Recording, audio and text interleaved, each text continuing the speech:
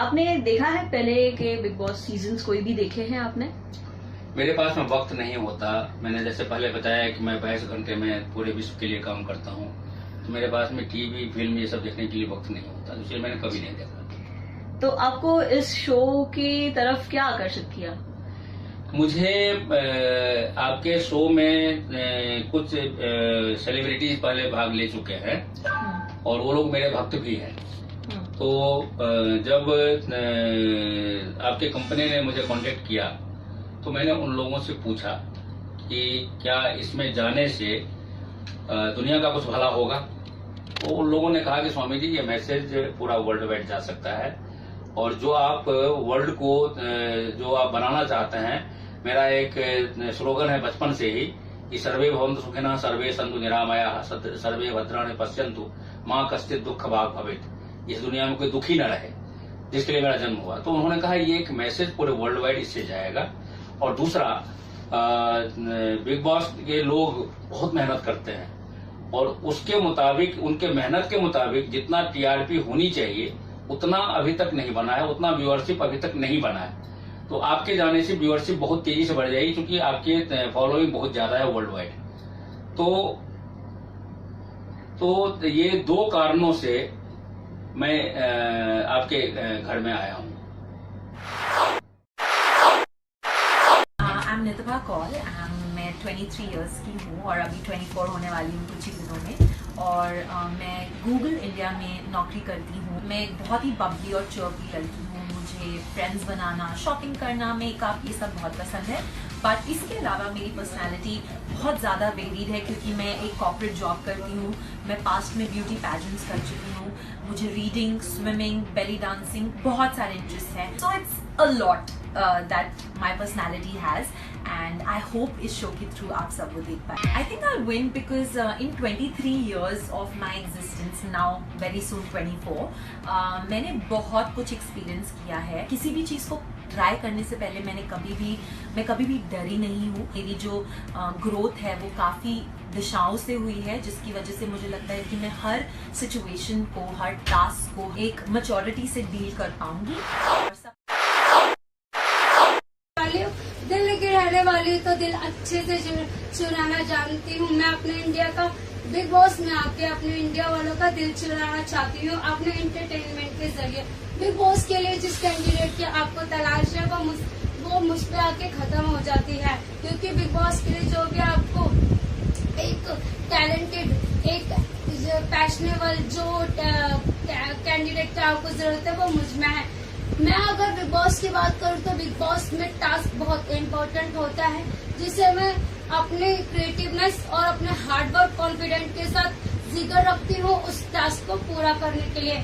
इसके अलावा मैं बता दूं कि बिग बॉस में पॉलिटिक्स जो एक मेन चीज होती है, पॉलिटिक्स में बहुत अच्छे से कर लेती हूँ, लेकिन मैं पॉलिटिक्स करना बिल्कुल भी पसंद नहीं करती हूँ, क्योंकि मुझे नहीं अच्छा लगता कि हम पीठ पीछे में किसी के लिए भी कुछ भी कमेंट करें या गॉसिप करें। मैं एक ऐसी लड़की हूँ जो मतलब कि मैं बंदे की परख जान लेती हूँ।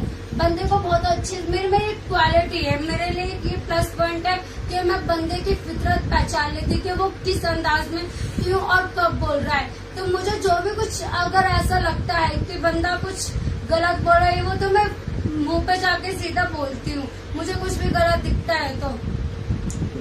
इसके अलावा मुझे डांस और कुकिंग का भी काफी क्रेज है। बिग बॉस इसलिए जीतना चाहती हूँ क्योंकि मैं अपना एंटरटेनमेंट से अपने इंडिया का दिल जीतना चाहती हूँ और बिग बॉस में आके मैं रायता फैलाना चाहती हूँ। सलमान सर, मैं आपको ये बताना चाहती हूँ, अगर आप मुझे सिलेक्ट करते हो अपने बिग बॉस शो के लिए तो आप भी कहोगे कि लड़की ने पैसा वसूल करवाया है, आपको निराश होने का मौका नहीं दूंगी। मैं इस शो में आकर रायता फैलाने वाली, कुछ अलग करने वाली हूँ, ऐसा करने वाली हूँ जो बिग बॉस में आज तक किसी ने भी नहीं करा होगा। मैं कहने से ज्यादा करके दिखाना पसंद करती हूँ। बिग बॉस मेरे लिए बहुत ज्यादा इम्पोर्टेंट है, क्योंकि बिग बॉस को मैं काफी लॉन्ग टाइम से देखती आ रही हूँ। बिग बॉस के लिए जो आप चाहिए वो फीस से मिलती है और फीस में जो बात है वो मुझे है। ये सबसे बढ़िया चीज़ क्या है ना कि अपने परिवार को छोड़ के जब नए लोगों में घुसते हैं ना, वो ज़्यादा मज़ेदार है। जैसे एक शादी में कहीं से भी घुस जाओ ना, आगे इधर उधर से, किसी को कुछ पता ना हो, खाओ पियो लात मारो नाचो गाओ और आगे भूल जाओ, तो वो वाला जो फैक्टर है ना, वो वाला मज़ेदार है। आपकी फेवरेट सीजन अब तक बिग बॉस की? मेरे को वो तो याद नहीं है नंबर, लेकिन उसमें आशुतोष वाहिदा और राजा चौधरी और यही 2 बंदे ऐसे थे जिनके भरोसे वो शो चला। राजा चौधरी के बोलने का तरीका, या आदमी वो कैसा भी हो, बदनाम कर दिया लौंडे को, ठीक ठाक है, और उसके बोलने का तरीका। और आशुतोष तो है ही, वो क्या बोलते हैं उसको, एक रहा का बंदा, तो वो अच्छा था बस। आपका फेवरेट कंटेस्टेंट? राजा चौधरी। आप कितने दिन सर्वाइव करेंगे एक घर पे? मैं जीत के निकलूंगा, अब जाऊंगा तो। कोई स्ट्रैटेजी लेके आए आप? नहीं यार, सोचता नहीं हूँ मैं, ज्यादा सोचूंगा फिर ऐसे ही दूसरों से पूछोगे आप, वो भी सोचेंगे तो सोच में शौचालय बन जाएगा। मैं सोचने का पंगा पाड़ता नहीं। फेलो कंटेस्टेंट्स के लिए कोई मैसेज या कोई, मतलब साथ वालों के लिए? हाँ, अब अगर आपको पता है कौन है तो नहीं, तो मैसेज तो देना ही है, मैसेज तो जाना ही है यार। मैं तो यही कहूँगा, जैसे हो ना वैसे रहना मस्त, बस ओवर एक्टिंग मत करना, नहीं वो पकड़ी जाएगी फिर धरी जाएगी।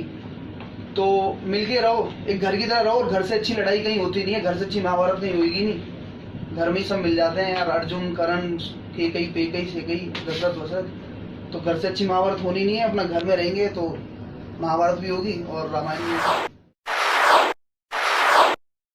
मेरी कोई स्ट्रेटेजी नहीं है, बिकॉज मैं जैसा हूँ मैं वैसा ही अपने आप को रखूंगा, और शायद इसी वजह से मैं सेलेक्ट भी हुआ हूँ कि मेरी पर्सनैलिटी, मेरे अंदर का इंसान उन लोगों को पसंद आया।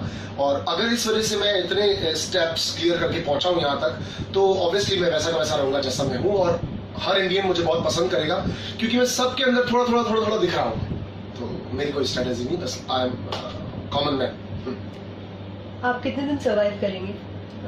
मुझे ऐसा लगता है अगर कोई बाउंडेशंस नहीं होंगी, अगर कोई किसी तरह का कुछ कोई इंस्ट्रक्शंस देने वाला नहीं होगा, कोई समझाने वाला नहीं होगा, अपने अकॉर्डिंगली रहना होगा, तो आई एम 100% मैं आज तक अगर कोई भी स्पोर्ट्स खेला हूँ, कोई भी गेम खेला हूँ, कहीं भी गया हूँ, किसी भी हजारों लोगों की भीड़ में भी गया हूँ, तो मैं 100% टॉप 3 to 4 में अपने आप को देखता ही देखता हूँ। तो डेफिनेटली अगर 15-16 लोग हैं तो मैं टॉप 3 में 100% होगा ही होगा। आपको कोई फेलो कंटेस्टेंट्स के बारे में पता है?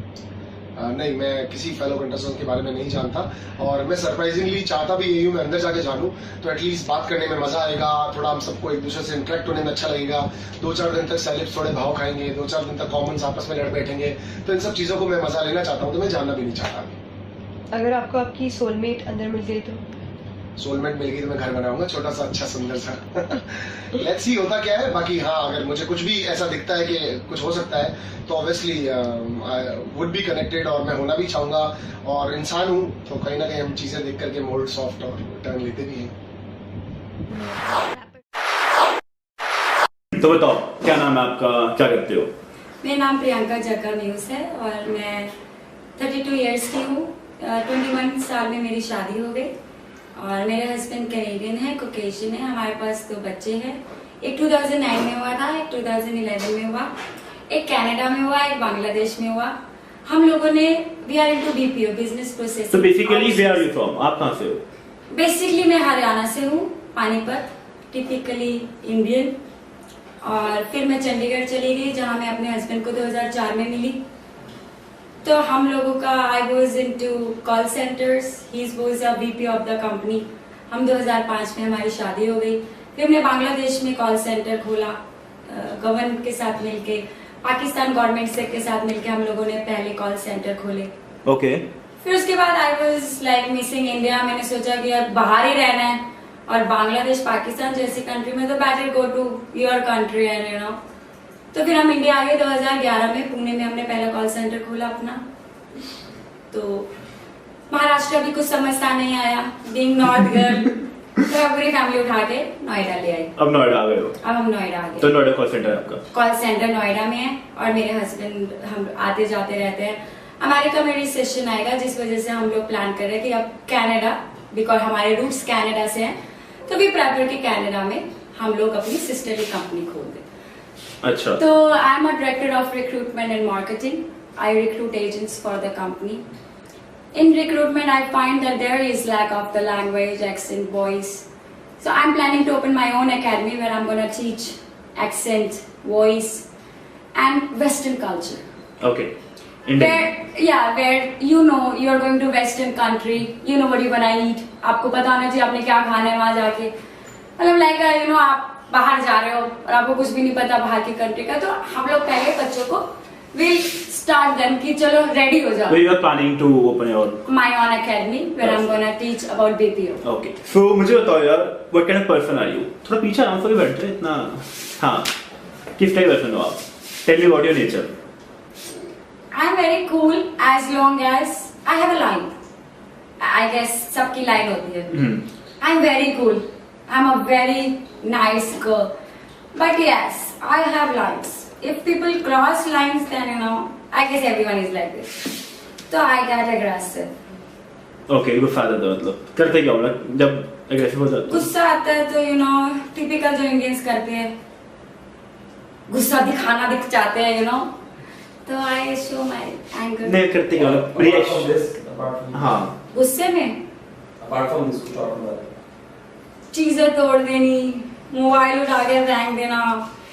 I know this is insanity. It's a kind of aggression, but this is what I've got from my parents, I guess. कहते हैं ना, it's about upbringing. I've seen people fight in front of me, so I'm just like I feel like fighting is easy way to resolve the issue, but I don't think fighting is easy. We should be patient. We should wait for the right time, the right moment. But I don't think people wait. So I don't wait, I just fight. गुस्सा आता है तो. Sorry. Can you stay without your kids and family for 3-4 months? This is what I can say yes, because it brings willpower. अरे tattoo Hindi, थोड़ा हिंदी बात करते हैं. अच्छा. हाँ. तो कहते हैं ना कि एक विल पावर होनी चाहिए. तो मेरे में पेशेंस तो नहीं है, खैर विल पावर है. तो अब आई वांट टू बी, मैं भी चाहती हूँ कि एक पेशेंस आ जाए कि मैं